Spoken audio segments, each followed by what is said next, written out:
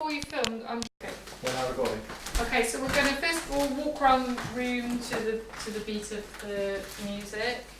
Then we're going to do weight changes to the music. Okay. Then we're going to change and do some fast, and then some slow. So maybe where we stay on one bit for a bit, and then we'll just do it. Yeah. And we talk about the pulse. We talk a little bit about the posture. Definitely the pulse, keeping that blues pulse going all the time. Okay. Do you partnering up then? So I'd say at this point partner up. Okay. So here we're going to have. You want to be belt to braces. Feet offset. Feet offsets.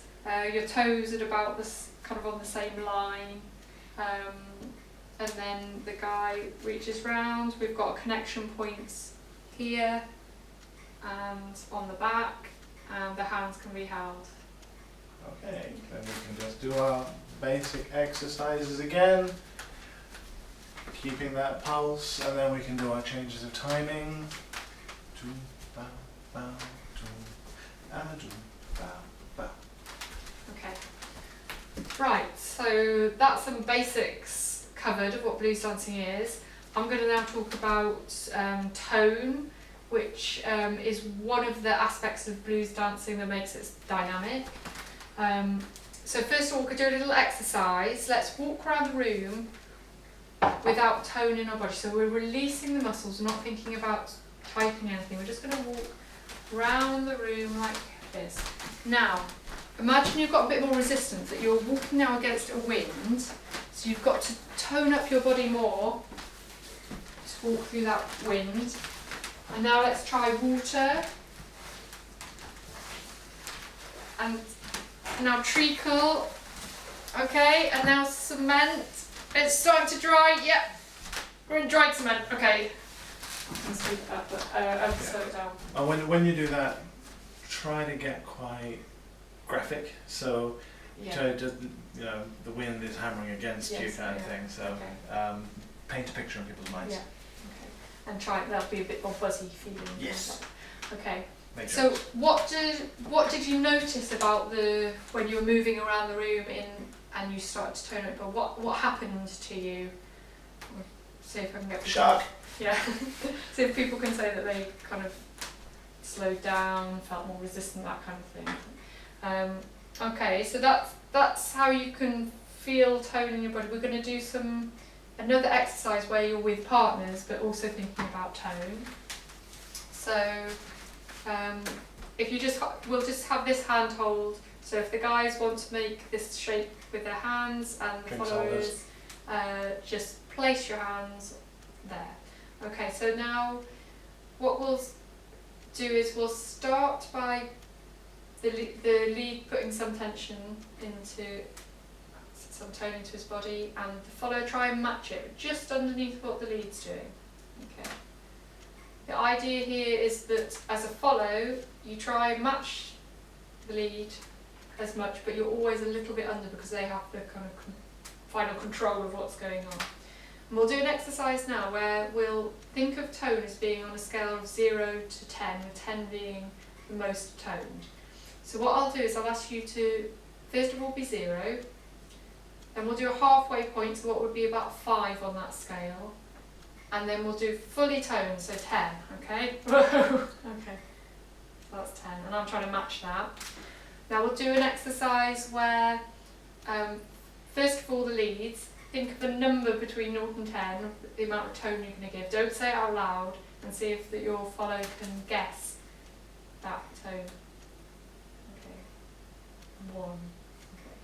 So, and then let's swap that. Can we swap it over and follow? Is that okay? So we'll swap it over, and so we'll change the hand holds, and again we'll do the 0 to 10 so that the person knows your own degree of tone. So we'll go 0, 5 and 10, and then pick a number, and 4. It's supposed to be 7, so I'm obviously not pushing hard enough, but yeah, see if we got that right. I have an idea. If I get it completely wrong, just say I was right. Okay, okay, I will do. Or give Sam one out, or something Okay. like that. Yeah.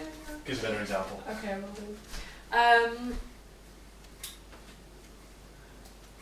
Right, so from there, what's the next? Is that the walking? The next one is the walking partnership stuff. Okay.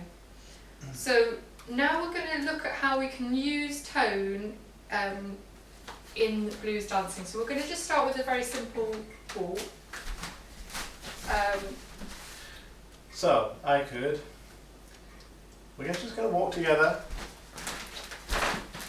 and change direction.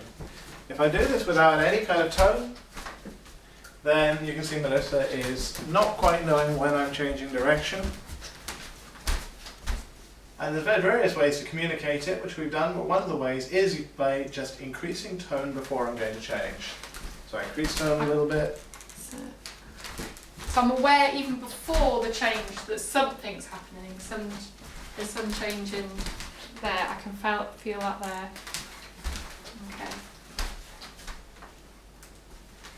So let's have a go with that. So partner up. Now the leads, it's you who's going to try and put in a bit of tone, and follows. If you can feel a change, say so, and we'll see if people pick up on when that's happening. Okay. So now.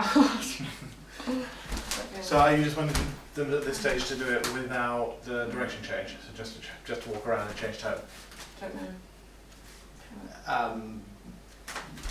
Yes, maybe. Okay, if yes, then that's what we say. Okay. So we're just going to walk around. Leaders, you're going to change your tone. Followers, say when you feel it. Did you feel it? I think I was toning myself going, ah! Right, I'll be relaxed. It's harder in a smaller space as well because we're getting towards the end. So I felt that there.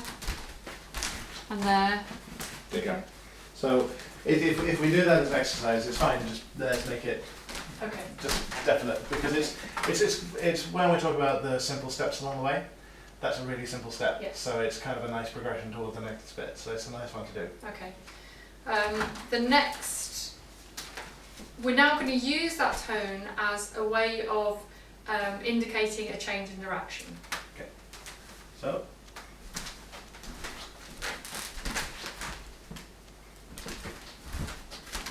I turn up, we change.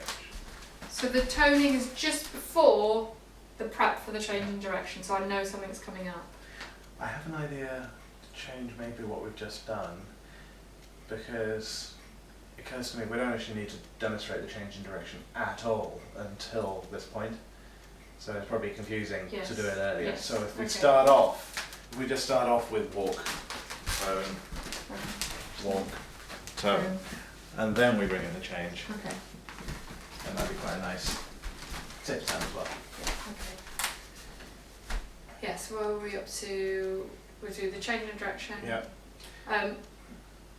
We're now actually going to let the followers take a little bit of control here. So if the follower increases their tone, they're basically hijacking they're taking the lead for that bit of time. So we can do a change in direction with the followers doing the toning. So the followers don't just say. So we walk. Walking, and when we're ready to tone. I feel that.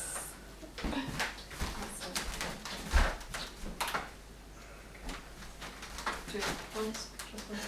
Okay. Yeah. So that's you're leading that. Not me. Off Okay. you go. Okay. What should I do? Do it again? No. As in, no, that's my explanation Right. to the people. Okay.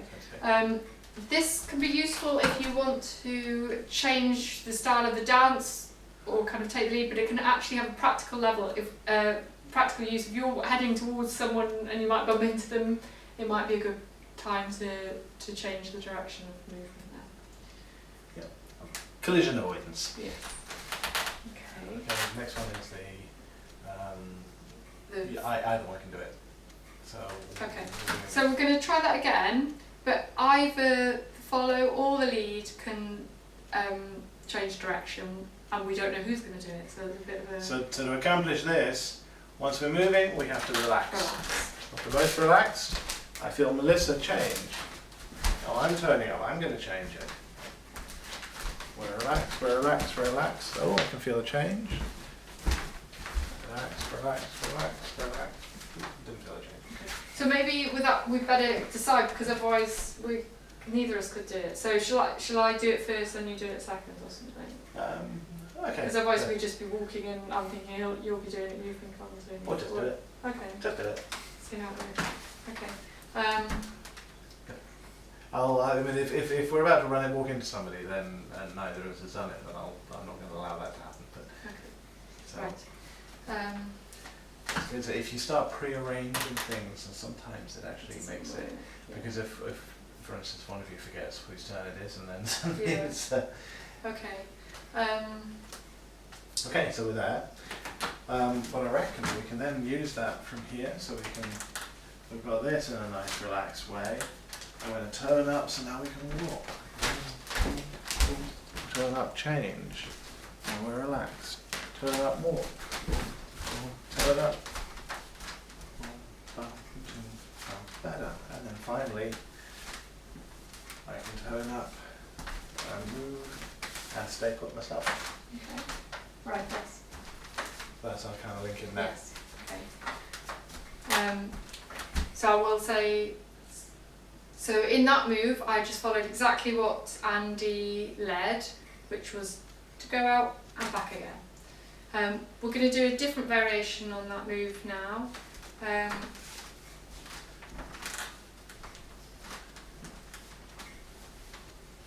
Okay, I'm adding more tone now, so I've actually slowed that move, let up a little bit on the tone to allow Andy to bring me back in. And as Melissa has increased the tone there, then as I feel that, I'm going to match her. It's not in my original plan, but I can feel that she wants support, she wants that extra tone. I'm going to match and match what she does until she relaxes and she hands it back to me.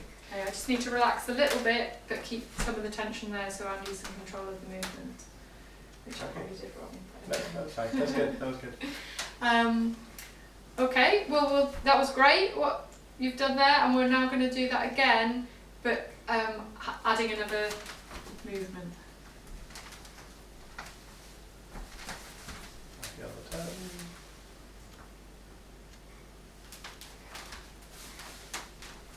You say what you're doing. Okay, so in that move there, I was using a difference in height.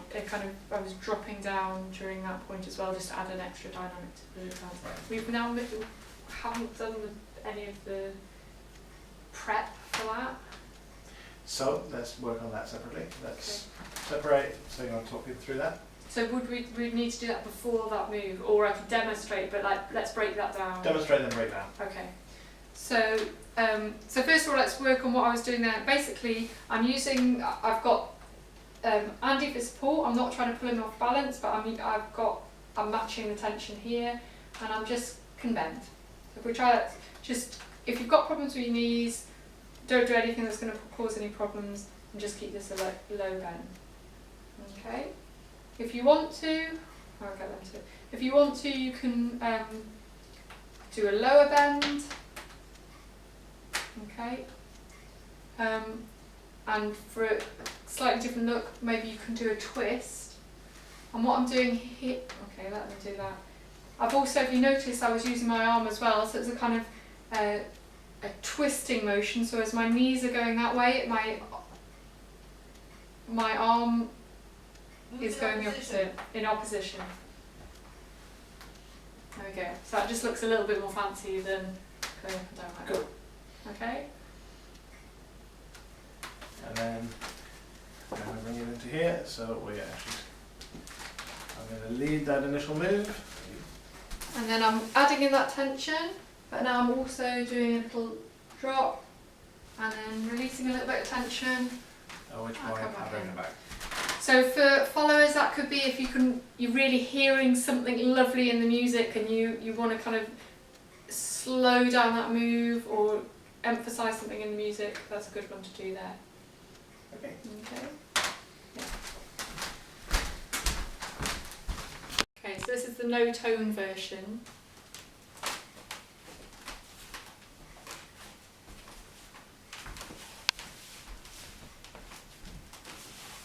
try again, Melissa. This time talk into the camera.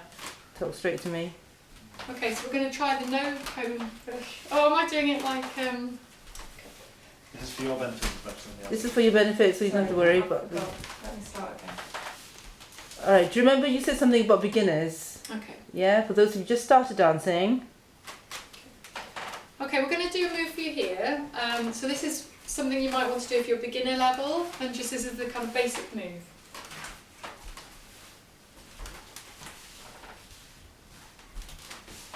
So I'm just following what Andy was leading there, a turn out and a turn in.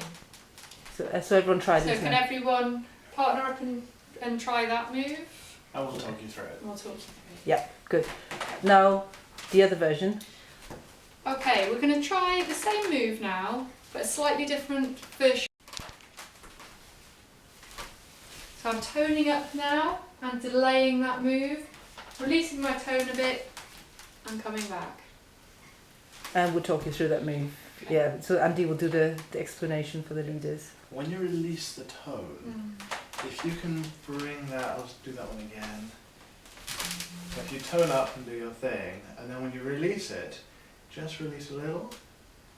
Because if you release too much, I've got nothing to work Okay. with. So if you release a little bit, then I can bring you back. So Okay. it'll be worth the telling Okay, follows that when it comes to it.